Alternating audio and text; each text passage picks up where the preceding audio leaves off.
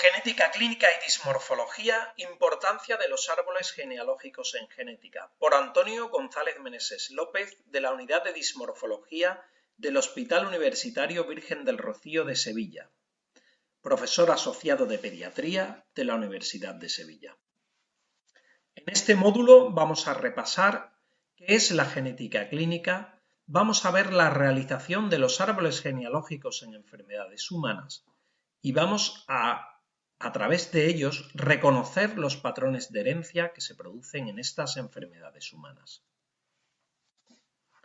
La genética clínica es la rama de la ciencia médica que permite la aplicación de las herramientas y conocimientos genéticos a las enfermedades humanas. Comprende el diagnóstico, el tratamiento, la prevención y el asesoramiento sobre estas enfermedades genéticas. El diagnóstico concreto de una determinada enfermedad genética es algo importante porque permite conocer exactamente qué es lo que tiene el paciente. Cuando tenemos este diagnóstico vamos a poder saber exactamente qué tiene y eso va a permitir que el paciente pueda acceder a tratamientos específicos, si es que los hay, como ocurre en las enfermedades metabólicas, o darle consejo genético para indicarle cuál es la posibilidad de que esta patología vuelva a aparecer en sus hijos, en sus hermanos, en sus sobrinos, en sus nietos o en él mismo si tiene más hijos. Además, es importante para prevenir complicaciones, puesto que en muchos casos una enfermedad genética que se manifiesta hoy de una determinada manera puede manifestarse, y podemos saberlo de otro modo más adelante, y en ocasiones anticiparnos y hacer un diagnóstico precoz en la aparición de cáncer, de demencia o de otras alteraciones. El diagnóstico en genética se alcanza como en cualquier otra patología médica, mediante una buena historia clínica que incluya las preguntas clásicas: ¿qué le pasa? ¿Desde cuándo? ¿A qué lo atribuye? Junto con la aplicación de un árbol genealógico específico para la patología en la cual estamos analizando, que incluya al menos a 3 generaciones: el afectado, sus padres y sus abuelos. Todo esto combinado con una buena exploración clínica y con pruebas no genéticas, de imagen, de laboratorio, que nos vayan a permitir hacernos un cuadro global de dónde estamos. Una vez que tenemos bien estudiada la alteración concreta o la patología, procederemos a solicitar pruebas genéticas específicas que confirmen el diagnóstico genético que hemos realizado de sospecha por otra vía. Vamos a identificar, mediante la realización de árboles genealógicos específicos, determinados patrones de herencia. Para ello necesitamos una nomenclatura estandarizada. El árbol familiar, que es lo que vamos a ver ahora, comprende una información estructurada de una familia concreta sobre una patología genética que le afecta a esta familia. Nos va a permitir, en la mayoría de las ocasiones, identificar patrones de herencia, pacientes en riesgo o posiblemente afectos, y nos va a permitir además, mediante el establecimiento de lazos de empatía con la familia, detectar información psicosocial que es también relevante e importante. Es parte inherente a la historia clínica y por tanto debe conservarse de manera adecuada, puesto que tiene importancia legal y en algunas ocasiones nos va a permitir detectar patología concurrente no directamente relacionada con la enfermedad genética que nos ocupa. A la hora de anotar la información del árbol genealógico, es importante que lo hagamos de modo estandarizado. Esta estandarización se puso de manifiesto en esta publicación del American Journal of Human Genetics del año 95. Y en ella, entre otras cosas, denotamos que los varones los representamos mediante un cuadrado, las mujeres mediante un círculo y aquellos individuos cuyo género no conocemos mediante un rombo. Los individuos afectos de una determinada patología lo hacemos rellenando el símbolo, bien de varón, bien de mujer, o bien si estamos manifestando, en este caso, diferentes patologías, talla baja, cardiopatía, o alguna otra, podemos hacerlo mediante diferentes tramas o colores dentro del mismo símbolo. También podemos colocar un número dentro de uno de los símbolos de varón o de mujer, indicando que hay 5 varones o 5 mujeres, en este caso, o 3 o 2 o los que sean, que están libres de enfermedad. Los individuos fallecidos se denotan mediante una barra diagonal que atraviesa el símbolo y los abortos mediante este símbolo SB, stillbirth, o bien colocándolos en un tamaño bastante más pequeño. En el caso del probando, pondremos una flecha adyacente para indicar que es el primer individuo en el cual nosotros estamos viendo esta patología genética o bien que es la persona a la cual estamos haciendo la entrevista. Un árbol familiar básico debe contener al menos 3 generaciones. Generaciones que vamos nosotros a anotar mediante números romanos, mientras que los individuos de cada generación se anotan con números arábigos. De este modo, el individuo 2-3 es fácilmente identificable, o el 3-5, que en este caso es un varón afecto. La relación de parentesco entre cónyuges se hace mediante una línea horizontal simple. Si esta línea es doble, nos indicará que existe consanguinidad. En este caso, los hijos de esta pareja son 2, este varón y esta mujer, que vemos señalados como una barra vertical que se divide posteriormente y que parte de la barra horizontal que une al padre y a la madre de nuestro afecto. Las diferentes patrones de herencia podemos nosotros identificarlos de una manera adecuada si el árbol genealógico nos ofrece suficiente información. Así, en la herencia autosómica dominante, nosotros vamos a detectar diferentes generaciones de afectos y, sobre todo, lo más importante, con una transmisión varón-varón. La transmisión varón-varón solamente se va a producir en la herencia autosómica dominante, ya que la transmisión mujer-varón o varón-mujer puede producirse también en la herencia dominante ligada al cromosoma X, que veremos posteriormente.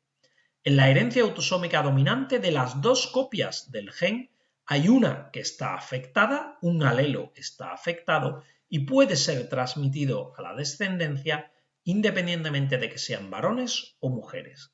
Aquí vemos un varón afecto de una patología donde existen múltiples individuos, tanto varones como mujeres afectos en diferentes generaciones, al menos 3. Aquí vemos que el padre de este varón afecto, si bien no ha manifestado la patología, es imprescindible que sea un portador de la misma, ya que si no, su hijo jamás hubiera podido heredarla.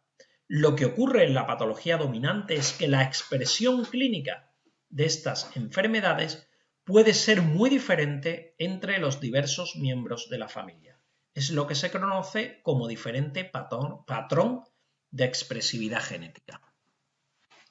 En cambio, en la herencia autosómico recesiva, nosotros tenemos 2 alelos mutados de un mismo gen.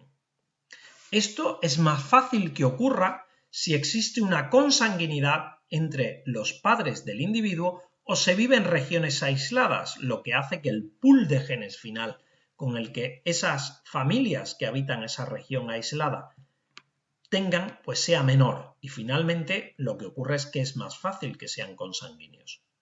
En este caso podemos tener la misma mutación repetida 2 veces, una en cada alelo, es lo que se conoce como homocigosidad, o 2 mutaciones diferentes, una en un alelo y otra en otro, pero diferentes. El género aquí también da igual, puesto que afecta por igual a varones o mujeres. Aquí vemos diferentes representaciones de diferentes familias afectas de enfermedades autosómicas recesivas. Lo habitual es que veamos diversos afectos en una misma generación, pero no en las anteriores. Sin embargo, aquí vemos cómo existe un amplio grado de consanguinidad entre los padres y los abuelos de estos afectos, uno de los cuales ha fallecido. Aquí vemos también el símbolo cuando son gemelos, Cuando un individuo tiene dos gemelos, en este caso dos gemelas, pues se representa de esta manera. Aquí vemos cómo efectivamente volvemos a ver consanguinidad, pero en otros casos esta consanguinidad no está presente. Eso va a depender mucho del tipo de patología que estemos viendo y del tipo de familia. En la herencia ligada al cromosoma X, en cambio, sí hay una diferencia entre ser varón o ser mujer. Los varones tenemos 46 pares de cromosomas, un cromosoma X y un Y, mientras que las mujeres tienen 46 pares de cromosomas más 2 cromosomas X. Sin embargo, en las mujeres, los dos cromosomas X no se expresan simultáneamente. Se expresa uno o se expresa otro. Esto es lo que se conoce como fenómeno de la ionización, donde uno de los cromosomas X en cada una de las células de las mujeres está inactivado al azar desde el desarrollo embrionario. Esto hace que en la herencia ligada a X dominante haya mujeres que también pueden estar afectadas, pero cuya manifestación de la enfermedad es muy leve en ocasiones o mucho más leve que en los varones.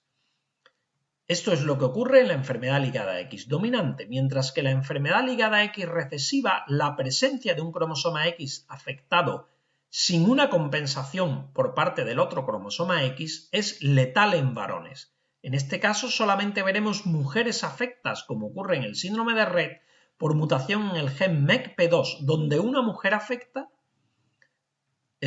sí va a poder sobrevivir, pero expresando la enfermedad, mientras que los varones afectos ni siquiera en la mayoría de los casos van a llegar a nacer. A veces podemos combinar la herencia ligada al cromosoma X con la herencia con expansión, que es lo que ocurre, por ejemplo, en el síndrome de X frágil. Por tanto, en la herencia ligada a X, fundamentalmente la dominante, la padecerán fundamentalmente los varones y la transmitirán las mujeres, aunque las mujeres portadoras pueden tener clínica habitualmente menos intensa, y es el motivo por el cual hay mayor número de varones afectos de discapacidad intelectual, porque la discapacidad intelectual ligada al cromosoma X es más frecuente en varones. Aquí vemos un patrón de herencia típico de una herencia ligada a X dominante. Vemos un varón afecto que ha recibido esta alteración de su madre aparentemente sana y a su vez de su abuela aparentemente sana, pero un hermano de la abuela está afecto. En este árbol genealógico vemos que todos los afectos se encuentran ligados entre sí por alguna mujer que es portadora. Esto es lo propio de la herencia ligada a X dominante.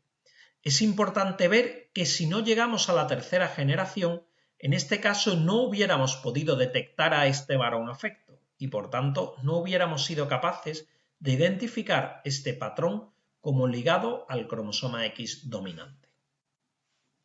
En la herencia ligada al cromosoma X, todas las hijas de un varón afecto son portadoras o a veces afectas, como hemos dicho, en menor grado. Aquí vemos al varón, cuya X en rojo indica que es el cromosoma X afecto, que puede transmitir este cromosoma X solamente a sus hijas, a esta hija y a esta hija, siendo todas sus hijas portadoras / afectas, mientras que los varones que reciben la Y del padre serán necesariamente sanos, dado que la madre en este caso es sana. En cambio, cuando es la mujer la que está afecta, es decir, tiene el cromosoma X rojo, puede transmitir ese cromosoma X tanto a la mitad de sus varones como a la mitad de sus mujeres.